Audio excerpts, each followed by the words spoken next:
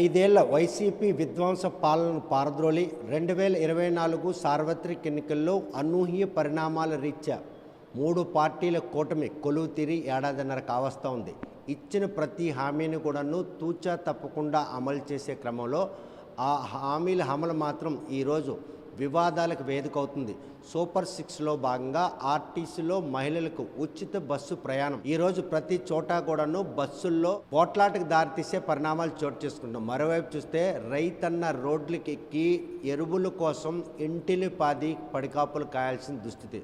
మరోవైపు ప్రభుత్వంలో భాగస్వాములైన ఉపాధ్యాయులు ఈరోజు రోడ్లెక్కి రణబేరీ కార్యక్రమంతో నిరసన వ్యక్తం. ఈ పరిణామాలన్నీ చూస్తుంటే ఏడాదిన్నర కూటమి పాలనపై ఒక్కొక్క వర్గం కూడాను వ్యతిరేకత నెలకొన్నటువంటి పరిణామాలు చూస్తున్న ఈ నేపథ్యంలో ప్రస్తుతం ఈ విషయంపై మనతో మాట్లాడిన జనసేన పార్టీ రాష్ట్ర కార్యదర్శి పిసిని చంద్రమోహన్ మనతో ఉన్నారు. చూస్తే కనుక ఏడాదిన్నరకే ప్రజల్లో కూటమిపై ఈరోజు విముఖత మొదలైంది అనడానికి ఉచిత బస్సు హామీ అయితే నెరవేర్చారు, కానీ మహిళలకి పురుషులకి మధ్య బస్సుల్లో గొడవ, రైతులందరూ కూడా ఇంటిలిపాదిరికి వచ్చి ఎరువుల కోసం పడిగాపులు, ఈ పరిణామాలన్నీ ప్రభుత్వంపై ఉన్నటువంటి విశ్వసనీయ సన్నగిల్లుతుంది అనలో ఎటువంటి అసలు లేదు. ఏదైతే కూటమి ప్రభుత్వం ఏర్పాటయ్యాక ప్రజల ఆకాంక్షల మేరకు ఆంధ్రప్రదేశ్లో కూటమి ప్రభుత్వం 100% ఏదైతే సుపరిపాలన అందిస్తున్నటువంటి ఏకైక ప్రభుత్వం భారతదేశ రాజకీయాల్లోనే ఆంధ్రప్రదేశ్ కూటమి ప్రభుత్వం అనడంలో అతిశయోక్తి లేదని చెప్పేసి తెలియజేస్తా ఉన్నాం. ఎందుకంటే ఇవన్నీ ఇప్పుడు ప్రజెంట్ ఏంటంటే ఒక సంక్షేమ కార్యక్రమాన్ని ప్రజలకు అందించేటప్పుడు అందులో ఒక అరాకొర ఏదో ఒక 90% ప్రజలు దాన్ని రిసీవ్ చేసుకుంటే 10% ప్రజలు వ్యతిరేకత ఉండొచ్చు. కానీ ఆ వ్యతిరేకత కూడా లేకుండా ఏదైతే సఫిషియెంట్గా ముందుకు పోవటానికి ప్రణాళికాబద్ధంగా వెళ్తా ఉన్నాం. మొన్ననే ఈ ఆర్టీసీ బస్సులు ఏర్పాటు చేయడం జరిగింది కనుక ఉచితంగా మహిళలు చాలా మీరు చూసుంటారు. వ్యతిరేకత కాకుండా వివాదాలకి వేదిక ఉచిత బస్సు కావడం ఎంతవరకు సభను అనుకోవచ్చు? టిక్కెట్ తీసి బస్సు ఎక్కిన పురుషులు నిల్చొని ఉచితంగా వెళ్ళిన బస్సులు మహిళలకు సీట్ల కోసం కూడా 2-3 గంటలు శ్రీకాకుళం ఉత్తరాంధ్రలో చోటు చేసుకుంది. లేదు, అలాంటివి ఏంటంటే అంటే ప్రస్తుతానికైతే ఎక్కడో అరాకొర ఇలాంటివి మానవ జీవితంలోనే మనిషి ప్రతి ఒక్కరు కూడా అహం అన్నది ప్రతి వ్యక్తికి కూడా ఉంటుంది. బస్సులో ప్రయాణం చేస్తున్నటువంటి వ్యక్తులు ఏదైతే గవర్నమెంట్ బాధ్యతగా ఆంధ్రప్రదేశ్ గవర్నమెంట్ బాధ్యతగా ఇస్తామన్నది తూచా తప్పకుండా ఉచిత బస్సు ప్రయాణం మహిళలకు ఇచ్చారు. ఇచ్చినటువంటి పరిస్థితుల్లో వారు ఏదైతే బస్సుల్లో అది మానవీయ కోణంలో ఆలోచన చేసుకోవాలా. మగవారు టికెట్ తీసుకొని ఎక్కారు, ఆడవాళ్ళు ఫ్రీగా ఎక్కారు అని ఉండదు. ఎవరు ముందెక్కితే వాళ్ళ సీట్ ఆపుకునే పరిస్థితి ఉంటుంది. అది మనం కూడా చూస్తూ ఉన్నాం. ఎందుకంటే రైతాంగ కుటుంబం కలిగినటువంటి ఆంధ్రప్రదేశ్లో ఉమ్మడి శ్రీకాకుళం జిల్లా మొత్తం రైతాంగానికి సంబంధించినటువంటి కుటుంబం. ఇందులో భాగంగా రైతులు కానీ వీళ్ళు కానీ ప్రయాణించేటప్పుడు రద్దీ ఉంటుంది. ఉండేటప్పుడు కొద్దిగా ఘర్షణ జరుగుతుంది అని అంటే అది వ్యక్తిగతం తప్ప ప్రభుత్వానికి కానీ ఎవరికి కూడా సంబంధం ఉండదు. ఇది ఎందుకంటే ఎక్స్పెషలీ మనలో మనకి ఉన్నటువంటి వైషమ్యాల్లో ఒక వాతావరణం ఏదైతే సహృద్భావ వాతావరణంలో వెళ్ళిపోతే మంచి వాతావరణం ఉంటే పర్వాలేదు. లేదనుకోండి ఒకరు ఇంకోలా ఉంటారు, ఇంకోలా ఒకలా ఉంటారు మానవులు. ఎందుకంటే ఆ దిశగా వెళ్తున్నటువంటి నేపథ్యంలో ప్రజలు అనేక విధంగా వెళ్ళొచ్చు. కానీ ఏదైతే తూచా తప్పకుండా నిర్ణయాన్ని కూటమి ప్రభుత్వం ఆంధ్రప్రదేశ్ రాష్ట్ర ముఖ్యమంత్రి గారు కానీ ఉప ముఖ్యమంత్రి గారు కానీ బీజేపీ పార్టీ కానీ కూలంకుషంగా చర్చించి ప్రజలకు ఏదైతే సూపర్ 6 ఇస్తామన్నో హిట్ అయింది. సూపర్ సిట్ అంటే ఏదైతే హిట్ అయిందో 6లో దీన్ని చూసి కూడా అనేక మంది ప్రతిపక్షాలు కానీ అనేక పక్షాలు కూడా చూసి వారవలేనటువంటి పరిస్థితుల్లో కూడా చిన్నది జరిగితే దాన్ని పెద్ద భూతద్దంలో చూపించే పరిస్థితులు ఇప్పుడున్నటువంటి ప్రతిపక్షం చేస్తూ ఉంది. అందుకే మా అధ్యక్షులు జనసేన పార్టీ అధ్యక్షులు ఆంధ్రప్రదేశ్ రాష్ట్ర ముఖ్యమంత్రి గారు మొన్న చెప్పారు, కవ్వింపు చర్యలకు ఎవరు కూడా ఏదైతే జన సైనికులు కానీ వీర మహిళలు కానీ కవ్వింపు చర్యలు పాల్పడతారు. ఇది ఒక నూతన వరవడితో ఏదైతే ఒక కుయ్యత్తుల్లో భాగంగా వైఎస్ఆర్ కాంగ్రెస్ పార్టీ అధ్యక్షుడు మాజీ ముఖ్యమంత్రి జగన్మోహన్ రెడ్డి ఎక్స్పెషల్లీ ప్రతి ఒక్కరికి కూడా తూచా తప్పకుండా ఈ విధంగా వెళ్ళండి అని చెప్పేసి వాళ్ళ కార్యకర్తలకు ఇస్తున్నటువంటి సూచనల మేరకు ఈ విధంగా ఇలాంటి అసాంఘిక కార్యక్రమాలు ఎక్కడైనా ఏదైనా విచ్ఛిన్నం చేయడం, అలాగే కుల సంఘాల్లో విచ్ఛిన్నం చేయడం, సంఘాల్లో కులాల మధ్య సిచ్చు పెట్టడం ఇలాంటివి చేస్తూ ఉన్నారు కనుక అందులో భాగమే ఇలాంటివన్నీ వస్తున్నాయని చెప్పేసి నిష్పక్షపాతంగా చెప్పగలం. ఎందుకంటే ఉదాహరణకి మేము చాలా దగ్గర చూసాం. చూస్తే కనుక ప్రస్తుతం రాష్ట్రంలో మునుపెన్నడూ లేనటువంటి ఒక దుర్భర స్థితి ఆంధ్రప్రదేశ్ రైతాంగాన్ని వెంటాడుతుంది. ఖరీఫ్లో లక్షల ఎకరాల్లో సేద్యం చేసేందుకు సిద్ధమైన రైతులకు ఎరువులు దొరక్క ఇంటిలిపాది వచ్చి ఎరువుల కోసం రేయింబవలు వేయి ప్రయాసలు పడి మరీ నిరీక్షిస్తున్న వారికి ఎరువు సకాలం దొరికేలేటువంటి పరిస్థితులు పరిణామాలు చూసి ఏదైతే యూరియా కొరత ఉంది, ఎరువులంటే అన్ని ఎరువులు కాకుండా యూరియా కొరత ఉందని చెప్పేసి ఎక్కడ కూడా అక్కడెక్కడ వింటా ఉన్నాము. అది ఏదైతే గవర్నమెంట్ ఆంధ్రప్రదేశ్ కూటమి గవర్నమెంటు దాని మీద ఒక మంచి నిర్ణయం తీసుకొని కేంద్ర ప్రభుత్వంతో మాట్లాడి ప్రత్యేకంగా ఈ ఆంధ్రప్రదేశ్కి కావలసినటువంటి ఏదైతే ఉందో వ్యవసాయ అధికారులతో కలెక్టర్లతో నిరంతరం మా మంత్రులు కానీ ఎమ్మెల్యేలు కానీ సమీక్షలు జరిపి ఎక్కడ ఎంత అవసరాన్ని పూరించాలని చెప్పేసి స్వచ్ఛందంగా ఆదేశించడం జరిగింది. మాటలకే పరిమితం అవుతున్నాయి కానీ క్షేత్రస్థాయిలో కార్యాచరణ రూపం దాల్చకే ఈరోజు రైతులందరూ కూడాను ఏవైతే ఎరువులు సప్లై కేంద్రాల దగ్గర పడి కాపులు కాయాల్సిన పరిస్థితి. ఉన్నతాధికారులు, మంత్రులు, ముఖ్యమంత్రి ఆదేశాలు మాత్రం గ్రౌండ్ లెవెల్లో అగ్రికల్చర్ ఫీల్డ్ ఆఫీసులు మాత్రం నెరవేర్చబడి రైతుల పాలి శాపంగా మారి అది ఏమైనా అట్లాంటివి ఏమైనా ఉంటే ప్రభుత్వం దృష్టికి వెళ్తే అధికారులు ఏదైతే తప్పు జరుగుతుంది అనే దాని మీద ప్రభుత్వం దృష్టికి కానీ వస్తే ఉపేక్షించేది ఉండదని చెప్పేసి ముఖ్యమంత్రి గారు, ఉప ముఖ్యమంత్రి గారు, మంత్రి మండలి మొన్ననే నిర్ణయం తీసుకోవడం జరిగింది. అది ప్రజలందరూ కూడా చూశారు.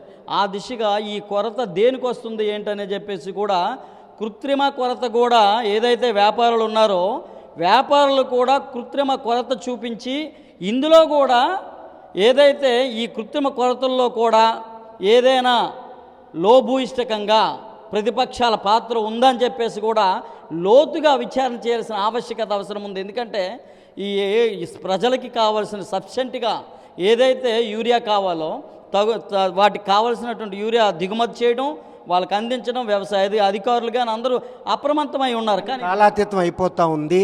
ఇప్పుడు కనుక సకాలం అంటే యూరియా వేయకపోతే పంట దిగుబడి రాదనుకో భయం రైతుల్లో నెలకొన్న నేపథ్యంలో ఇంకా ఎన్నాలి ఈ వేతలు?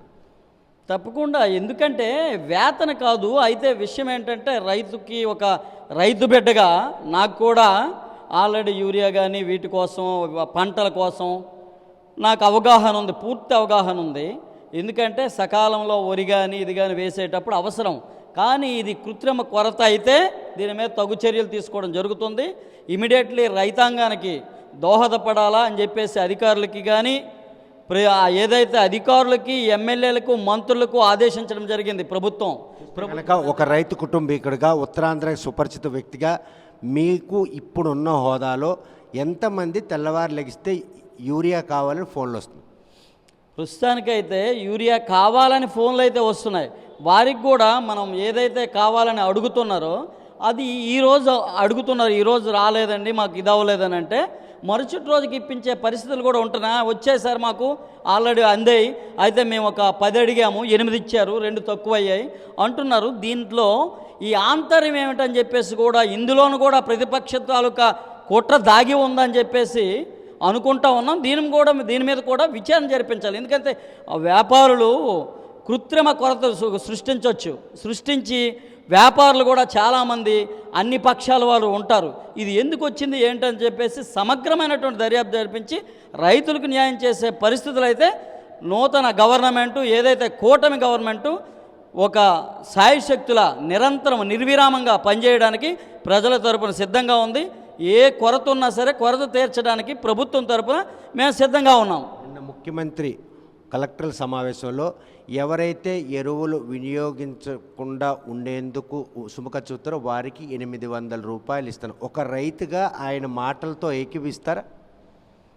ఏదైతే ఇప్పుడు ప్రస్తుతానికి బయట కొంటే డబ్బులు ఎక్కువ అంటున్నారు, ఆ రైతుకు మనం దోహదపడతాము. ఆ విధంగా మంచిదే కదా. ఇప్పుడు ఎందుకంటే ఒక అవకాశం ఒక దగ్గర లేదు, ఇంకో దగ్గర ఉంటుంది. అవకాశం ఉన్న దగ్గర కొనుక్కోవడానికి డబ్బులు లేకపోవచ్చు, రైతు దగ్గర ఇది లేకపోవచ్చు. అక్కడ ఉన్నటువంటి కొరతని మనం ఏదో పరిశీలించి వారికి న్యాయం చేయాలా అని చెప్పేసి ఎరువు వేయకపోతే చేను ఏపుగా పెరగదు, అనుకున్న దిగుబడి రాదన్నటువంటి రైతు ఆందోళనని 800 రూపాయలతో పోల్చిన ప్రక్రియను ఏ విధంగా లేదు. అలాగని కాదు, అలా మనం చిన్న చూపు చూస్తున్నారనే భావన అయితే ఉండకూడదు.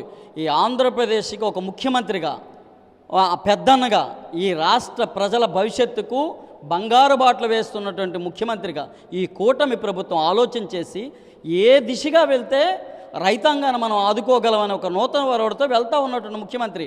ఆయనకేం స్వార్థం ఉంది? స్వార్థం లేనటువంటి నిజాయితీ కలిగినటువంటి ముఖ్యమంత్రిగా ఈరోజు ప్రజల తరపున మనం ఈ దిశగా ఈ డబ్బులు ఇస్తే దోహదపడడం. అలాగే మనం విపత్తులు జరిగినప్పుడు కూడా ఈ వ్యవసాయం వేసాం, ఈరోజు ఇదవుతుంది. విపత్తులు జరిగిన అట్ ద సేమ్ టైం మనం అనుకోవాలి కదా, విపత్తులు జరిగేటప్పుడు కూడా రైతులను ఆదుకునేటప్పుడు ఇన్పుట్ సబ్సిడీ అని చెప్పేసి ఇస్తూ ఉన్నాం గవర్నమెంట్ తరపున. అదే విధంగా అనుకోవచ్చు. అంతేగాని మనం ఎప్పుడు కూడా రైతాంగాన్ని కించపరిచే పరిస్థితులు ఎట్టి పరిస్థితుల్లో ఈ కూటమి గవర్నమెంట్కి ఉండదు. ఏదైతే నీతి, నిజాయితీ, నిబద్ధత, చిత్తశుద్ధితో నడుస్తున్నటువంటి ఏకైక గవర్నమెంట్ ఏదైనా భారతదేశ రాజకీయాల్లో ఉందనంటే ఒక్క కూటమి గవర్నమెంట్, ఆంధ్రప్రదేశ్ గవర్నమెంట్ అని చెప్పేసి ఈరోజు ప్రజలు చెప్తా ఉన్నారు. అరాకొర ఎక్కడున్నా జరగవచ్చు, అది జరగకుండా నిజాయితీగా నడవండి అని చెప్పేసి హెచ్చరించినటువంటి ముఖ్యమంత్రి, ఉప ముఖ్యమంత్రి ఈ రాష్ట్రంలోనే ఆంధ్రప్రదేశ్లో ఉన్నారని చెప్పేసి మీకు తెలియజేస్తా ఉన్నాం. కనుక ఈరోజు ఉపాధ్యాయ సంఘాలు నిన్న కూటమి ప్రభుత్వం రాష్ట్రంలో కొలువు తీరడానికి ప్రధాన భూమికి పోషించారు. 15 నెలలుగా వస్తూ ఉంది. ఇప్పటికీ వారి సమస్యలు పరిష్కరించలేదని చెప్పి రణబేరీ కార్యక్రమంతో రోడ్డెక్కే పరిస్థితి.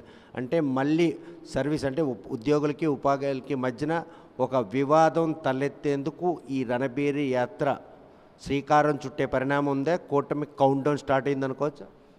ఏం లేదు, ఏదైతే ఈ ప్రపంచానికే ఏదైతే ఉపాధ్యాయులుగా మనందరినీ తీర్చిదిద్దినటువంటి గౌరవపూర్వకమైనటువంటి వృత్తి ఉపాధ్యాయ వృత్తి, అందులో ఉన్నటువంటి వారు విజ్ఞులు. మీరందరూ కూడా ఆలోచన చేయాలా. గత గవర్నమెంట్ ఏదో 5 ఏళ్లలో ఉన్నటువంటి వైఎస్ఆర్ కాంగ్రెస్ పార్టీ గవర్నమెంటు ఇదే ఉపాధ్యాయుల్ని బ్రాందీ షాపుల దగ్గర నిల్చోబెట్టినటువంటి దయనీయమైనటువంటి పరిస్థితుల నుంచి వీరికి మంచి పరిస్థితిని తీసుకొచ్చి ఈరోజు గౌరవం ఇచ్చినటువంటి ఏకైక గవర్నమెంట్ కూటమి గవర్నమెంట్. వారు కూడా మాతో ఏదో ఎక్కడో ఒక దగ్గర ఏదైనా వారికి కావాల్సినటువంటి ఫిట్మెంట్స్ కానీ, వారికి కావాల్సినటువంటి కార్యక్రమాల్లో భాగంగా రావాల్సినటువంటి అనేక ఇవి ఉంటాయి. అంటే ప్రతి ఒక్క సంఘానికి కానీ ఏదైనా ఒక వ్యక్తికి కానీ అనేక సమస్యలు ఉంటాయి. సమస్యలు రాను రాను ఈ కూటమి గవర్నమెంట్ ఏర్పాటయ్యి 15 నెలల 10 రోజులు అవుతూ ఉంది. అవుతున్నటువంటి తరుణంలో అనేక సమస్యలతో వారు ఉన్నటువంటి ఏదైతే ఏ సంఘాలుగా ఉన్న ఏపీటీఎఫ్, ఇవి అనేక సంఘాలు ఉన్నాయి. సంఘాలు అన్నీ పెట్టినటువంటి అంశాలు అన్నీ కూడా ఏదైతే కూటమి గవర్నమెంట్ దృష్టిలో ఉంచుకొని రాను రాను చేస్తూ ఉంది. వెంటనే మనకి ఈరోజు మనం వచ్చాము, ఈరోజే పని అయిపోవాలంటే వెంటనే జరిగే పరిస్థితులు ఎక్కడా ఉండవు. ఇంకా మీరు ఒకటి గుర్తించాలా, ఎందుకంటే నూతనంగా రిక్వెస్ట్ చేస్తూ ఉన్నాం. ఏదైతే ఈ సంఘాలకు కానీ ఉపాధ్యాయులు కానీ దయచేసి గత గవర్నమెంటు 2019 నుంచి 24 వరకు ఉన్నటువంటి గవర్నమెంటు ఆర్థిక విచ్ఛిన్నం చేసింది. ఆర్థికంగా నష్టపోయినటువంటి ఆంధ్రప్రదేశ్ను బలోపేతం చేసి మళ్ళీ ప్రజల సంక్షేమం కోసం, ప్రజల తాలూకా బాగోగుల కోసం, ప్రజల జీవితాల్లో మెరుగైన జీవితాన్ని అందించడం కోసం కూటమి గవర్నమెంట్, కూటమి ప్రభుత్వం అహర్నిశలు పనిచేస్తూ ఉంది. కనుక మీరు కూడా పెద్దలుగా విజ్ఞతతో ఆలోచించి దాని టైం బాండింగ్ ఉంటుంది. ప్రతి ఒక్కటి చర్చలకి వెళ్ళాలి గవర్నమెంట్తో. ఎందుకంటే మనం ప్రతి వ్యక్తికి కూడా భారత ప్రజాస్వామ్యంలో ప్రతి ఒక్కరు కూడా ఆలోచనాపరంగా ముందుకు పోవాలా. 15 నెలలు కావస్తూ ఉంది. తమ సమస్యలు పరిష్కరించట్లేదు కదా, చర్చలకు కూడా ఆహ్వానించే పరిస్థితి లేకుండా మమ్మల్ని విస్మరిస్తున్నానని ఈరోజు యూటీఎఫ్ రణబేరీ కార్యక్రమం ద్వారా ప్రభుత్వానికి ఒక హెచ్చరిక జారీ చేసే కార్యక్రమం శ్రీకారం. హెచ్చరిక జారీ చేయొచ్చు, ఎందుకంటే ప్రతి సంఘానికి హక్కు ఉంటుంది. భారత ప్రజాస్వామ్యంలో ప్రతి పౌరుడు కూడా నిరసన తెలియజేసే హక్కు కలిగి ఉంటాం. కనుక వారి తాలూకా హక్కును ఆల్రెడీ తెలియజేశారు. గవర్నమెంట్ కూడా మంచిగా స్పందించి వారిని చర్చలకు పిలిచి ఏదైతే వారికి న్యాయబద్ధమైనటువంటి కోరికలు ఉన్నాయో న్యాయబద్ధంగా ఇవ్వాల్సినటువంటి అనేక అంశాల మీద చర్చించి న్యాయబద్ధంగానే సాగుతుందని చెప్పేసి తెలియజేస్తా ఉన్నాం. ఈ దిశగా చర్చలు జరుగుతాయి. ఏది కూడా భారత ప్రజాస్వామ్యంలో చర్చల ద్వారానే న్యాయం జరుగుతుంది. ఎవరికైనా మన ఆవేశాలకి ఎప్పుడు వెళ్ళినా ఇది అంతరాయం జరుగుతుంది. ఈ యొక్క మరి ఇంకా ఏదైతే ఆర్థికంగా బలోపేతం అవుతున్నటువంటి ఆంధ్రప్రదేశ్ని ఇంకా కొద్దిగా లోకి వెళ్ళిపోయే పరిస్థితి, ఆర్థికంగా అణగదొక్కే పరిస్థితులు తీసుకురాకుండా ఆంధ్రప్రదేశ్ కూటమి ప్రభుత్వానికి మనం కూడా మన చిత్తశుద్ధిని నిరూపించుకొని మీరు కూడా మీ హక్కులు, న్యాయమైన కోరికలకు ఏవైతే ఉన్నాయో మీరు చర్చలకు రండి. చర్చలకు వచ్చాక మాట్లాడండి. మాట్లాడాక ప్రతి ఒక్కరు కూడా అనుకున్న వెంటనే ఏది కూడా జరగదు. ఇంకా 3.5 ఏళ్ళు ఉంది. మీరు వేచి చూడాలా ఎప్పుడు ఏది ఇస్తారు, ఏంటి, వాట్ ఈజ్ వాట్, ఇప్పుడున్నటువంటి పరిస్థితులు, ఇప్పుడున్న ఎకానమీ ఎట్లా ఉంది ఏంటని ఆలోచన చేసుకొని వెళ్ళాలని చెప్పేసి వారందరికి కూడా వినయపూర్వకంగా తెలియజేస్తున్నాం. చూస్తే కనుక ప్రస్తుతం మాత్రం ఆంధ్రప్రదేశ్లో కూటమి ప్రభుత్వం ఇచ్చిన హామీలు నెరవేర్చడంలో కొన్ని సంక్షేమ పథకాల విషయంలో మాత్రం కొంత అనిశ్చితి నెలకొనుంది. మరోవైపు రైతులుకి ఎరువులు, ముఖ్యంగా యూరియా సరఫరాలో మాత్రం కృత్రిమ కొరత సృష్టించి రైతులను ఈరోజు ఇబ్బందులు పెట్టేందుకు ప్రతిపక్ష హోదా కోల్పోయిన వైసీపీకి చెందినటువంటి ఒక టీం పనిచేస్తున్నదని ఒక అనుమానం వస్తుంది. ఆ దిశగా దర్యాప్తు చేస్తున్నాం. మరోవైపు ఉద్యోగులు, ఉపాధ్యాయ సంఘాలు కూడాను 15 నెలలు అవుతా ఉంది. గత 5 ఏళ్ళుగా ఆర్థిక విచ్ఛిన్నం చేసినటువంటి ఆ ప్రభుత్వం లోబెల్తులు పూర్తి చేసి రాష్ట్రాన్ని అభివృద్ధి దిశగా తీసుకెళ్ళి ఆర్థిక పరిపుష్టి కలిగి ప్రతి అంశాన్ని కూడాను సేకరిస్తున్న ఈ టైంలో చర్చల ద్వారా వారి సమస్యలను పరిష్కరించుకోవాలే తప్ప ఈరోజు కూటమి ప్రభుత్వాన్ని గెలిపించారు, చేదోడుగా నిలవాల్సింది పోయి సమస్యలు సృష్టించకుండా ఉండాలని హితవు పలుకున్నారు. మరి ఆ దిశగా ఈ సమస్యలన్నీ సర్దుమణిగి మళ్ళీ ఆంధ్రప్రదేశ్ భారతదేశంలో ఒక ఆర్థిక పరిపుష్టి కలిగిన ఆంధ్రప్రదేశ్గా తీర్చిదిద్దడానికి వీరి తాలూగా సహకారం దోహదపడుతుందా లేదా అన్న విషయం వేచి చూడాల్సిందే. వీడియో జర్నలిస్ట్ రామకృష్ణతో సత్యం, RTV శ్రీకాకుళం. తెలుగులో న్యూస్ కి ఫాస్టెస్ట్ యాప్ ఇప్పుడు టోటలీ న్యూ అవతార్లో జస్ట్ 5 సెకండ్స్ లో కంప్లీట్ న్యూస్. సోషల్ మీడియాలో ట్రెండ్స్ కి one stop solution. Live TV app voice search option తో ఇప్పుడే డౌన్లోడ్ చేయండి లేదా అప్డేట్ అయిపోండి. యాప్ లింక్ డిస్క్రిప్షన్ లో ఉంది.